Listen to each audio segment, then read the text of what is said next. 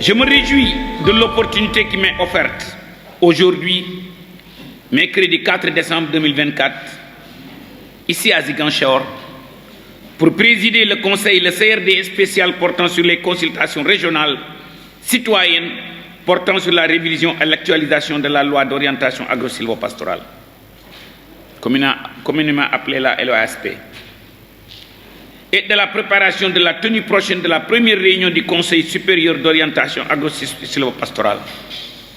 Monsieur le Président Nassir, comme j'ai dit, votre conseil n'est pas tombé dans l'oreille d'un sourd.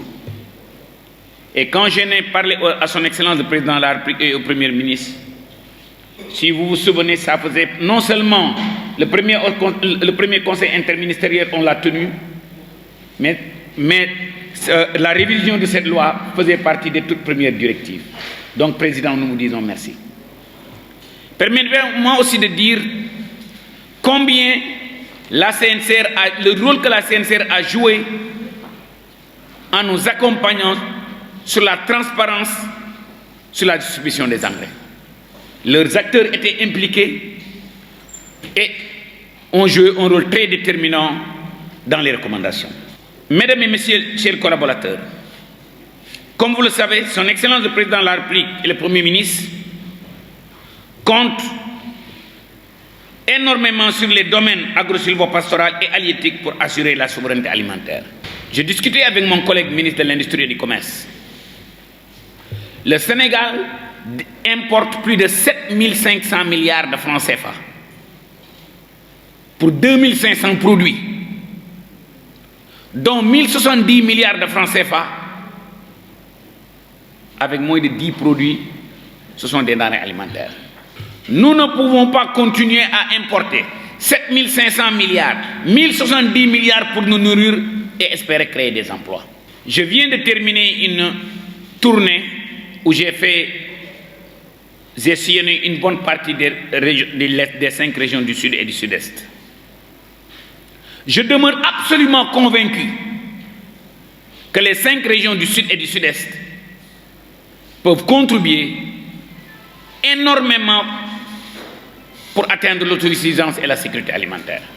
Choisir une ville comme Ziguinchor pour organiser cette réunion est plus qu'un devoir.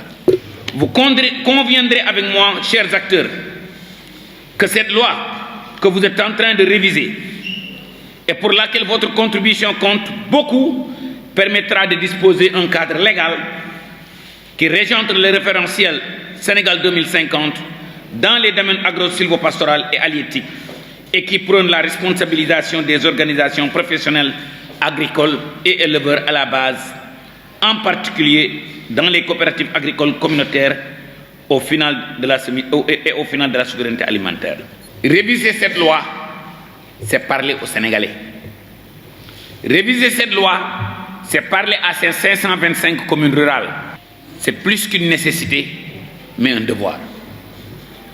Vous ne pouvez pas imaginer combien ça me fait mal de se dire que cette année, on a importé 45 milliards de francs CFA en oignons. Et pourtant, nos agriculteurs savent cultiver de l'oignon. Vous ne pouvez pas imaginer combien ça me fait mal d'entendre que nous importons 1,4 million de tonnes de riz, 860 000 tonnes de blé, 450 000 tonnes de maïs, plus de 210 000 tonnes d'huile, plus de 200 000 tonnes de sucre, plus de 347 000 tonnes de fruits et légumes, plus de 100 millions d'euros de lait, l'équivalent de 300 millions de litres.